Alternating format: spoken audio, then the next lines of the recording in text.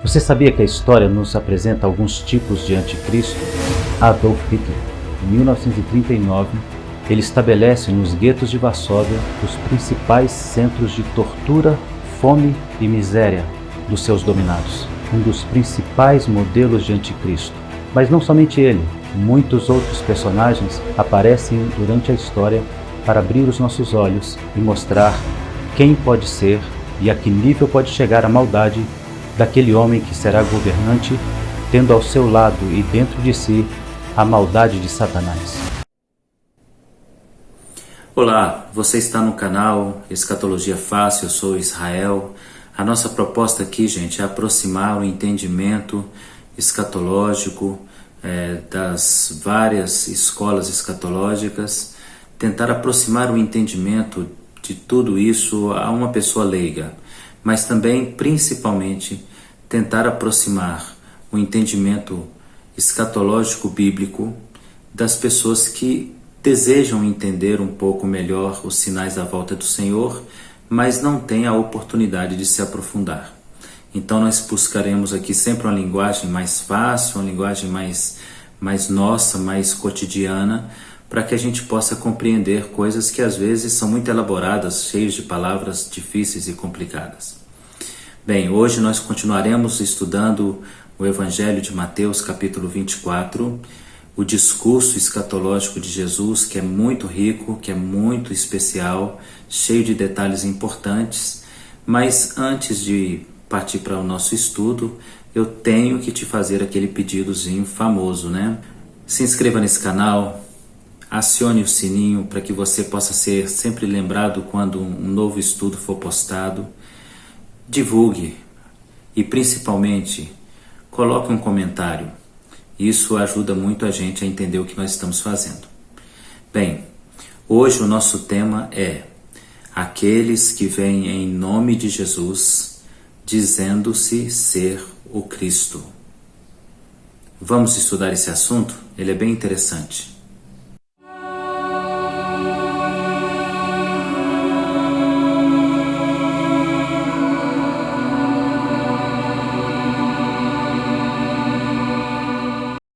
Aqueles que vêm em nome de Jesus se dizendo o Cristo. Isso está meio confuso na cabeça de muita gente. Eu entendo por quê. Porque as pessoas têm uma dificuldade de separar o nome de Jesus do ministério de Jesus. Mas para a gente poder entender tudo isso e a complexidade, que é simples na realidade, nós vamos ler Mateus capítulo 24 e vamos ler os versos que apontam para esse momento, para esse tempo, para esses personagens. Então nós vamos ler primeiro o verso de número 5 do Evangelho de Mateus capítulo 24. Vamos lá? Porque virão muitos em meu nome dizendo eu sou o Cristo e enganarão a muitos. Olha que palavra direta. Virão muitos em meu nome dizendo eu sou o Cristo e enganarão a muitos. É importante que a gente faça sempre uma leitura da Bíblia. Sempre, gente. É muito importante que a gente faça essa leitura da Bíblia observando o que está escrito. Então vamos ler novamente para ficar bem claro. Virão muitos em meu nome dizendo eu sou o Cristo e enganarão a muitos. Agora no mesmo capítulo 24, nós vamos nos versos de número 23. Então, se alguém disser eis aqui o Cristo, ou ei-lo ali, não acrediteis, porque surgirão falsos cristos e falsos profetas, operando grandes sinais e prodígios para enganar, se possível, os próprios eleitos. Então, mais uma vez, surgirão falsos cristos e falsos profetas, operando sinais e prodígios para enganar, se possível, os próprios eleitos de Jesus. Então essa palavra ela é muito interessante, muito importante e que precisamos dar atenção para ela, ok? É um assunto muito importante e a gente precisa dar atenção. No primeiro verso o Senhor disse assim, olha, ninguém te engane, porque muitos virão em meu nome dizendo ser o Cristo e enganarão a muitos. Na segunda passagem, Jesus faz uma advertência. Quando você ouvir falar, o Cristo está ali, o Cristo está acolá, não dê ouvidos, porque virão muitos falsos cristos e enganarão a muitos, fazendo sinais e prodígios, e se possível, eles vão enganar até os que já foram eleitos. Então a gente precisa entender o que na realidade esse texto está querendo dizer. Então a grande sacada, ou o grande entendimento que a gente tem que ter desse momento é exatamente saber diferenciar o nome de Jesus e a missão de Jesus. Esse é o primeiro ponto. Então vamos lá. Ponto número 1. A diferença do nome para a diferença do seu ministério. É claro que a gente precisa mostrar isso na Bíblia. Então, no próprio Evangelho de Mateus, no capítulo de número 1, o Senhor vai aparecer em sonhos, vai enviar um anjo em sonhos até José.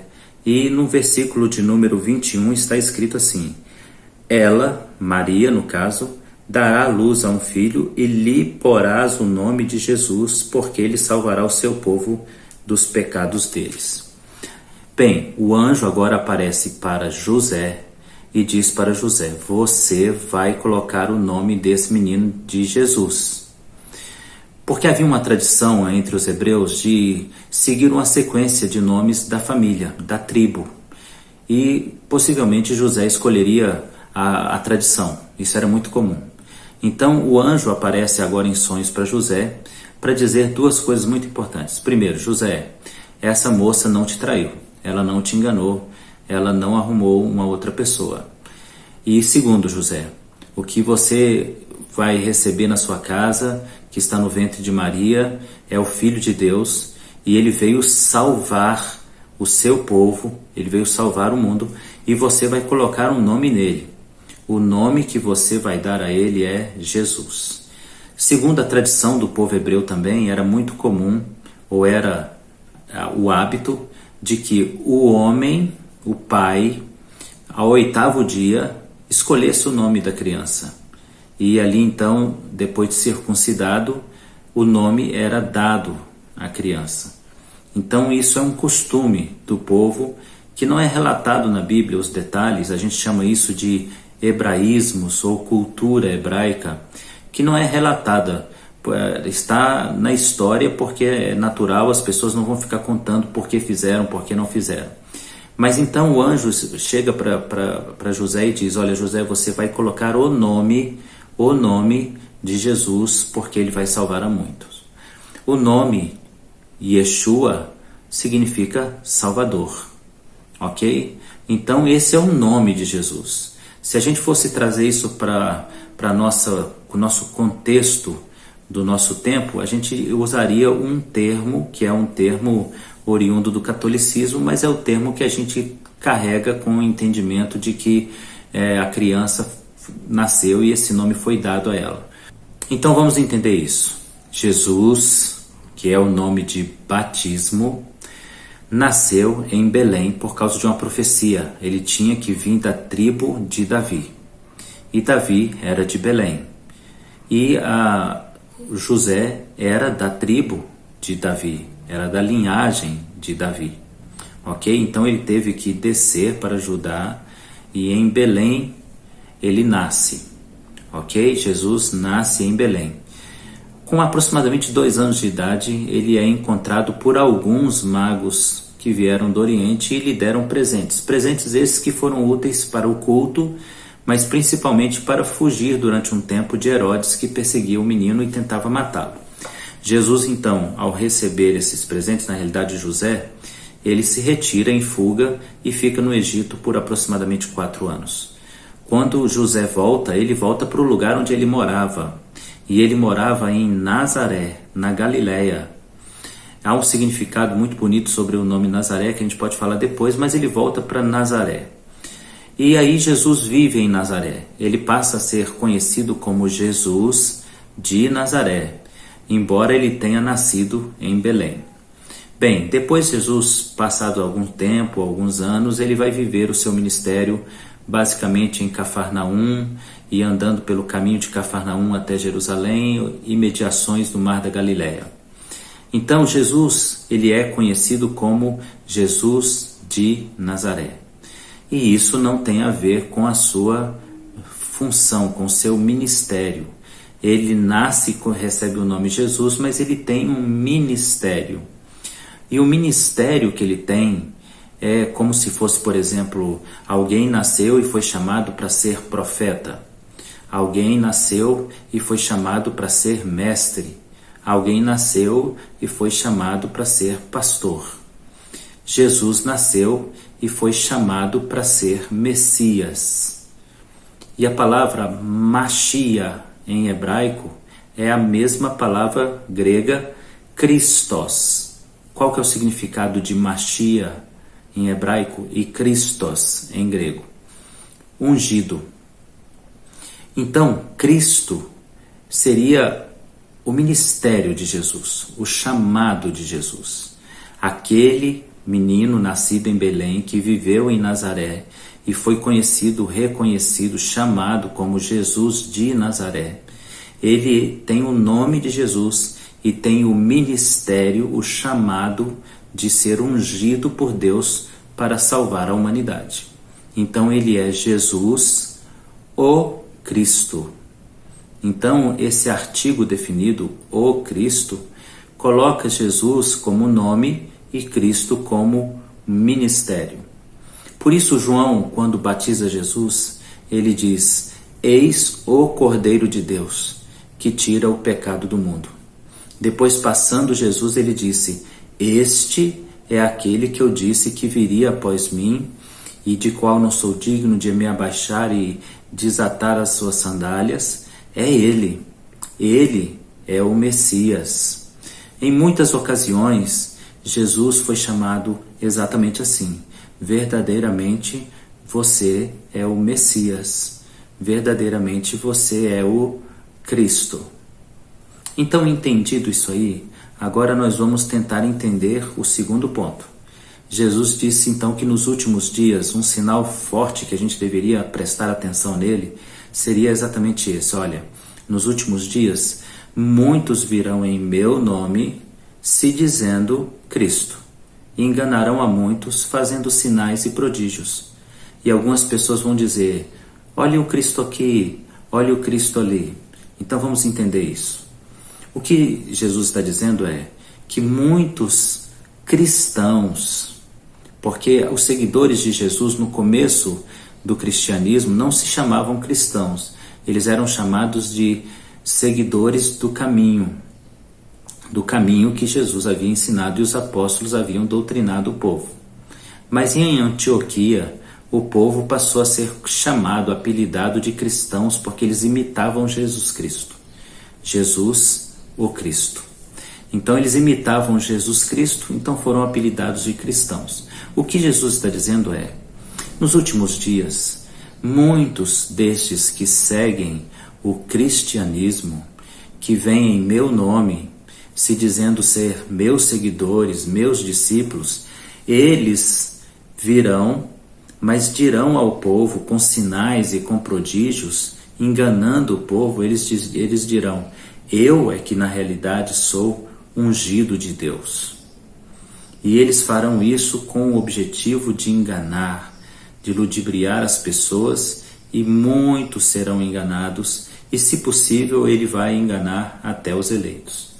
Então o que o Senhor Jesus está dizendo é algo simples. Ele está dizendo: muitos cristãos vão chamar a atenção para si, como sendo mais importantes ou tão importantes quanto Deus ou quanto Jesus. Muitos cristãos irão liderar grandes comunidades ou irão liderar alguma comunidade e irão chamar a atenção das pessoas de que eles são muito especiais. Eles são a menina dos olhos de Deus, que Deus escolheu a eles em detrimento a todos os demais. Eles são os escolhidos, os mais santos, os perfeitos, os agradáveis. A questão, querido, é que isso é um engano. Isto é um engano. E onde é que está o engano? O engano está exatamente na pessoa se dizer cristã e não adorar a Cristo. Se dizer cristã e não dar glórias a Deus. Toda a obra que um homem faz, a glória deve ser dada a Deus e não a homem. Não a homem algum. Não a homem nenhum, seja ele milagroso, seja ele um camarada que fala coisas especiais. A honra e a glória são sempre, sempre, sempre a Deus, a Jesus.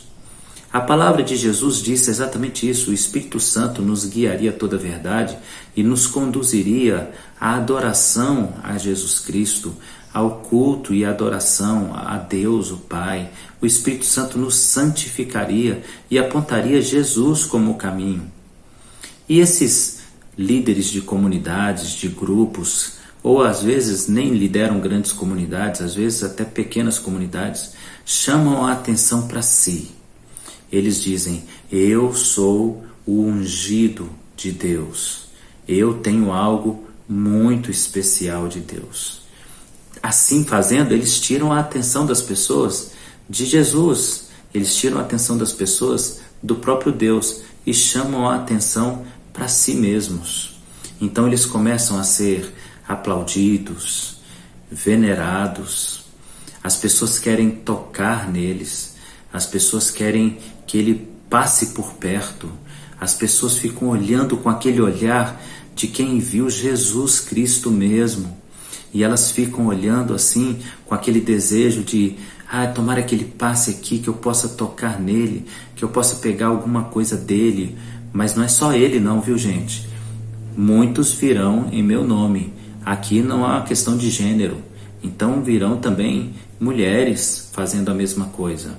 E olha que a igreja está cheinha de gente se dizendo ungido especial, o Cristo, né? E até mulheres, né?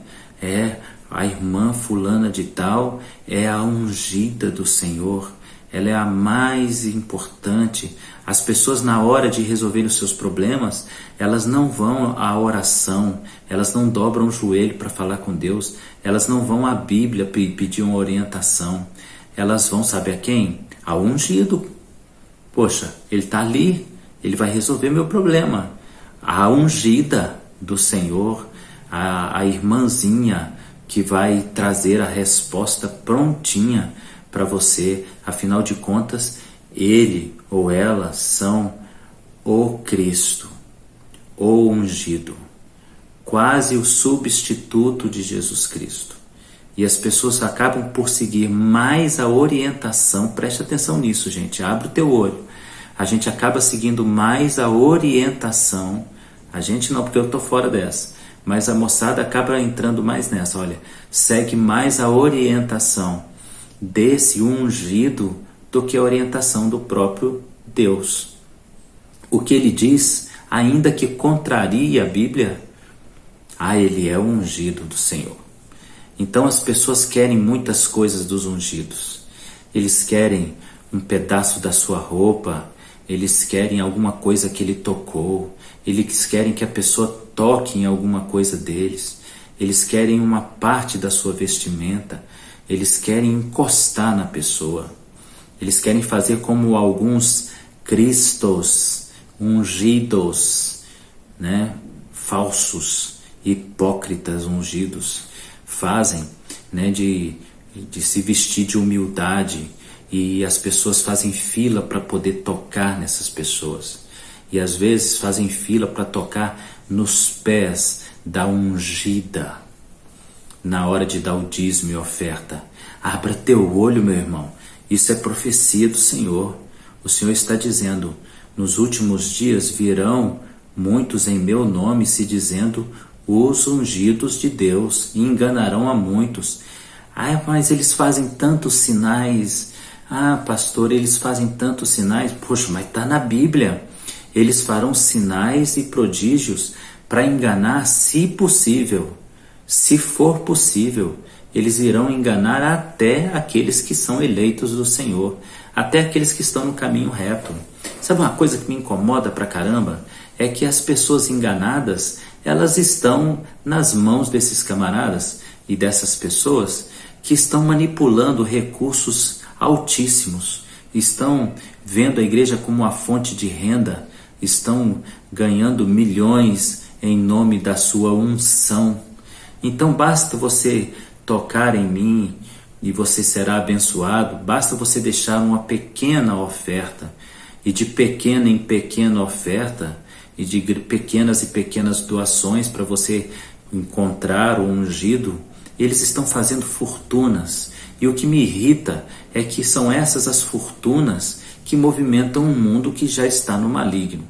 Um mundo capitalista, ele vai viver de dinheiro. Então esses camaradas, essas pessoas, esses personagens aí, eles vão comprar os espaços na TV e no rádio e eles vão divulgar pra caramba o quanto eles são ungidos. E aí o pessoal vai ficar vendo milagre, milagre, milagre, milagre. E a gente tem muita coisa para discutir sobre esses milagres, mas eles estão enganando a gente. Porque o que eles estão tentando fazer?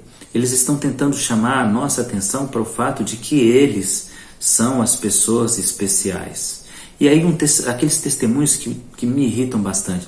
Quando eu estava em tal denominação, eu não via nada.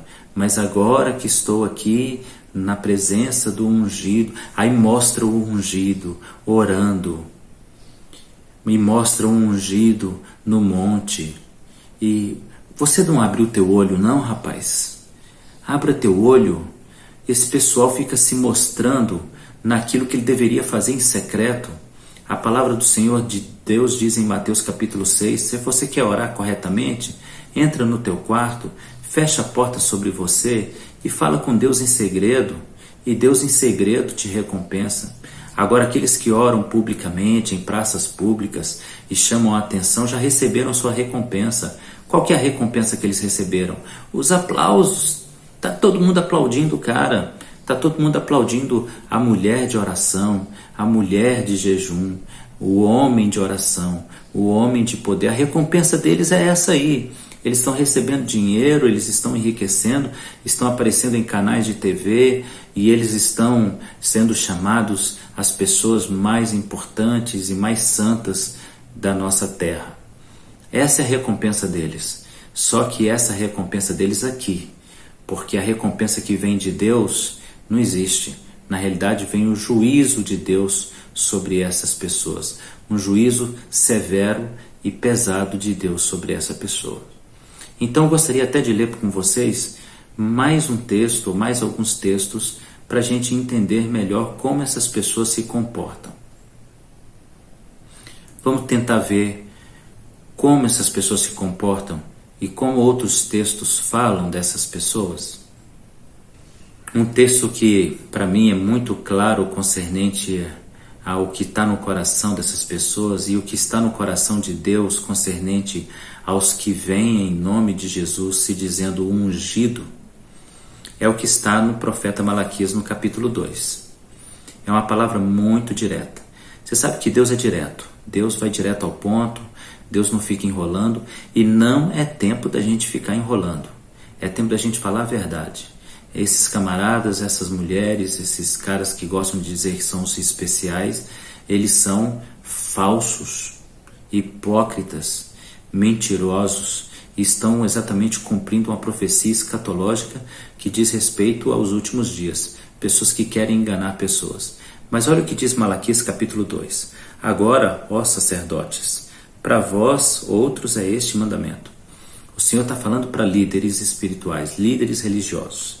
Se não ouvirdes e não propuserdes no vosso coração dar honra ao meu nome, diz o Senhor dos Exércitos, enviarei sobre vós a maldição e amaldiçoarei as vossas bênçãos, já as tenho amaldiçoado, porque vós não propondes isso no vosso coração. Eis que vos reprovarei a descendência, atirarei excremento ao vosso rosto, excremento dos vossos sacrifícios, e para junto deste sereis levados. então sabereis que eu vos enviei este mandamento para que a minha aliança continue com Levi, diz o Senhor dos Exércitos. Isso é muito claro, gente. A palavra de Deus, por meio do profeta Malaquias, é aos líderes religiosos: se você não colocar no seu coração que a honra deve ser dada a Deus, então o Senhor vai reprovar a sua oração e vai transformar a sua bênção em maldição. Isso é muito sério. Você deveria considerar isso, porque isso é muito sério. Pessoas vindo em nome de Jesus, tirando a atenção de Jesus para eles, dizendo-se ser o ungido especial. Morei em Belo Horizonte há algum tempo e me recordo de um camarada lá que, quando começava um culto, um holofote era colocado sobre ele. Apagava-se as luzes da igreja, um holofote bem forte. Então abria-se as cortinas e ele aparecia ajoelhado, orando como o homem mais santo, mais agradável a Deus. E aí vinha um pior momento. Depois de enganar pessoas, fazer as pessoas darem aliança, darem tudo para ele, chave do carro e etc. Então ele colocava um manto vermelho. A igreja tinha uma escadaria pequena, talvez uns 5 ou 6 degraus, até o púlpito, e esse manto cobria toda essa escada.